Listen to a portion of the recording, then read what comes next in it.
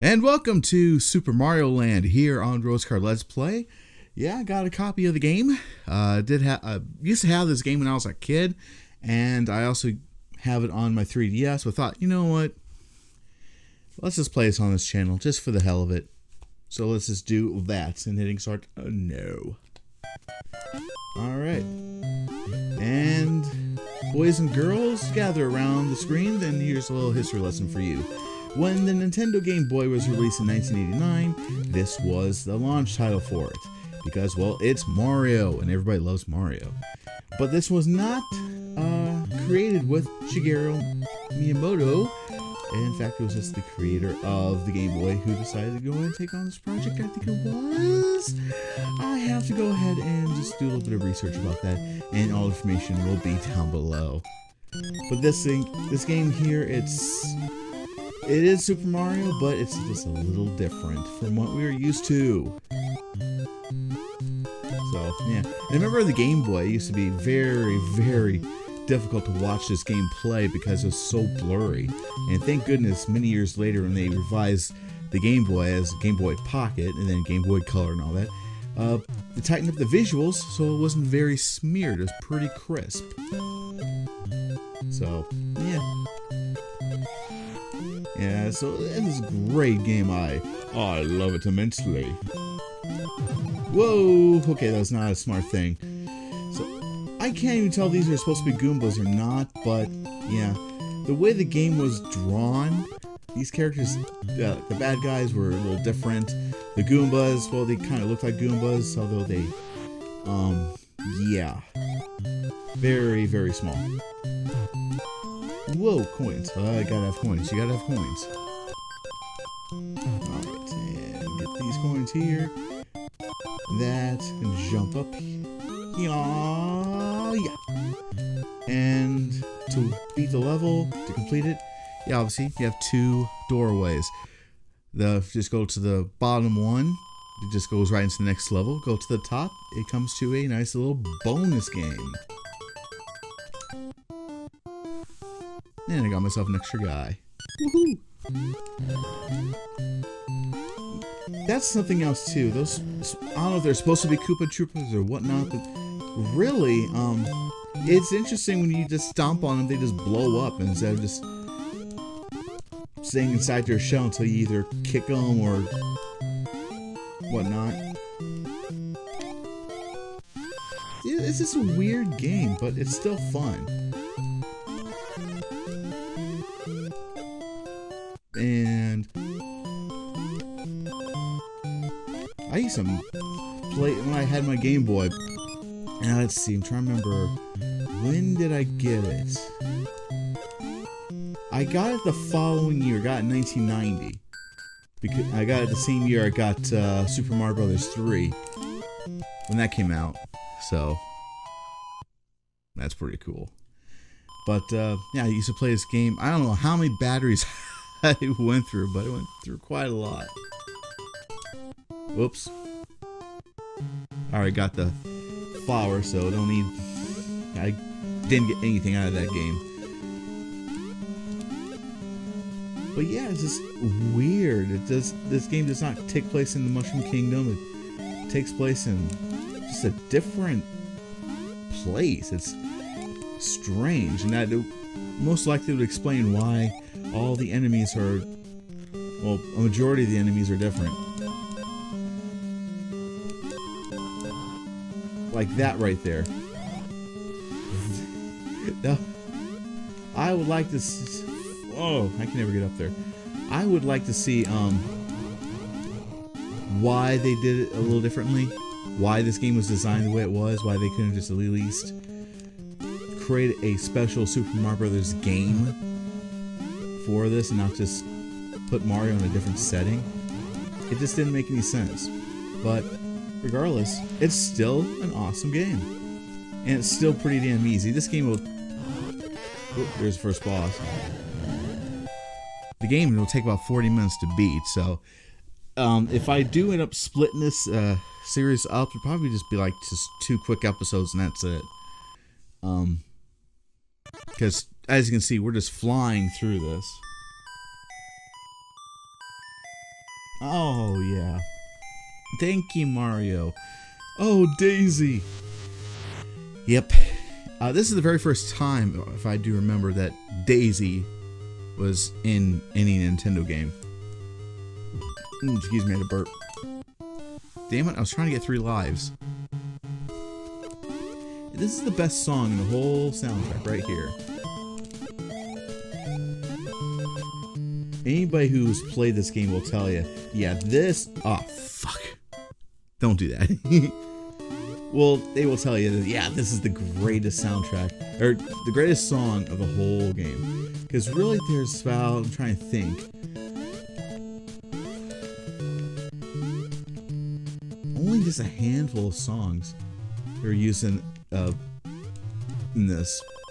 This is kind of a light soundtrack, but this was like I said, it was a launch title for the Game Boy, so at the time they really didn't do a whole lot. Just they did the best with what was available. Technologically speaking, they did the best they could do at the time the system was at first out. You know, when it came out there in 1989. It wasn't until later on they kind of figured out, oh, you can do this and things like that. And of course, Nintendo knows how the Game Boy works, and maybe then they themselves are kind of surprised on how well the system was, what they could do and everything. And it was evident because many years later, with Game Boy Color, even though it was still Game Boy, they actually made the system where you can put colored sprites and everything on there. And they actually ported Donkey Kong Country, which came out in 1994 for the Super Nintendo, onto the Game Boy Color more specifically, about 6 years later, and they did a pretty good job of porting it. I mean, it could have been a little bit better, but, you know, at the time, that was the best they could do. But then, when Game Boy Advance came out and they ported, oh shit. Well, I don't have a chance of getting up there, so I'm just gonna go to the bottom here. But when the Game Boy Advance came out and they ported Donkey Kong Country to it, it was the entire game. The sprites were lightened up just a little bit, because it was at the time before there was a Game Boy Advance SP. The system itself, the Game Boy Advance, was not backlit. So what they had to do in some of these games was they had to lighten up the color palettes and everything, so it'd be easier for people to see it. I thought it was a nice little touch. It did that for Donkey Kong Country for the Game Boy Advance. But yeah, when you kind of figure out how everything works, is when you make really great games. So at this time, this was right here. This was the best they could do. And it's still a fun game. I love it. There's a secret, but I gotta die or not die, but I gotta take a hit. Thank you. And jump. Nothing here. Okay. I might as well just be a Goomba. Knocked me out. Alright. Fuck, I died. Fuck. Shit. Alright, you Goomba, you bastard. Oh, okay. That's fine, we'll just take care of that guy out there and collect more coins. Okay, good. Excuse me. Alright, got the mushroom. Get me out of here. Maybe let's go and finish this.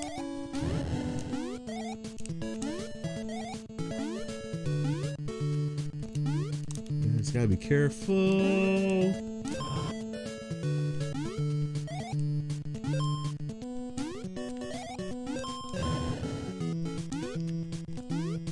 It's cool because, like, when Super Mario Land 2 came out a few years later, that looked more like a Mario game. You know, I'm not saying this this one doesn't look like one. It's just the sprites, the way they were drawn in that game, and made it look like it was like Super Mario World for the Super Nintendo was brought to the Game Boy. It was pretty nice. Okay. And I gotta do some careful jumping here. Fuck. Nope. Hell with it. If you can't make it that first step, then you might as well say fuck it. And onwards to the final level here in World 2. This is pretty cool how it just turns into a shooter. And get that swimmy thing. Whatever, you know, we are definitely underwater. Oh, you little shit. Let's hold down the A button. And it just automatically shoots for me. Rapid fire. Woohoo. And something else I want to talk about too before we get done with this episode. I actually got this at a used game store.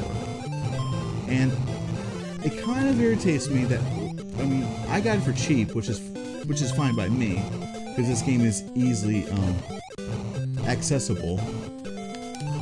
I would really appreciate for anybody who actually collects video games, if you would please, if you're serious about being a gamer, will you take better care of your game cartridges, because this game, this copy I'm playing here, has a torn label. It's a total mess. I was actually surprised I could make it out that this was Super Mario Land, and I've been wanting to get a copy of this game for this show. But also because since I love this game, I want to have it back in my library. But whoever had this copy before, you ought to be ashamed of yourself, because you have, I mean, the label looks like crap. You could actually argue with me and say, well, could be a little kid might have gotten to it, you know, it was Big Brother, Big Sister's game, and then they just got a hold of it like a little toddler and just started peeling with the label and all that, or a dog or a cat might have gotten to it. Doesn't matter. You're responsible. This is your game. You need to take better care of it. If you are not able to do so, then guess what? Don't buy the damn game if you're not going to take care of it. But anyways, got done the second level. And I'm going to go on to the third world here in the next episode of Rose Car Let's Play, which will be coming to you and giving you another awesome video to get you through today. That was a long-winded version of this. And I got an extra guy, so until you hear from me again, I'll see you on the flip side.